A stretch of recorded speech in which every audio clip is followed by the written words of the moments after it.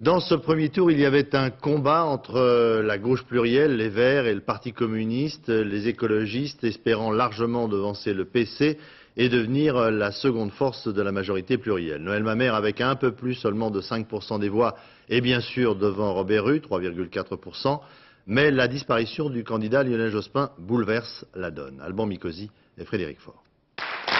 Acclamé comme jamais, sans doute dans son propre parti, Noël Mamère n'en rajoutera pas.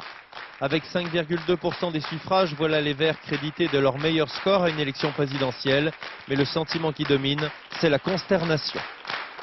Je suis particulièrement choqué par les explications qui ont été données hier soir au cours des débats par certains hiérarques socialistes, disant que finalement, si la gauche avait échoué, si elle a subi un tel désaveu, un coup d'assommoir, c'est parce que la gauche était trop plurielle.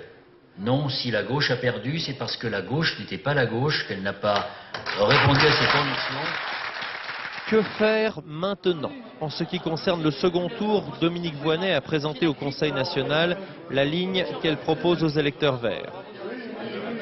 J'invite chacune et chacun d'entre nous dans cette période à résister à la tentation de renvoyer dos à dos l'extrémiste et le pourri.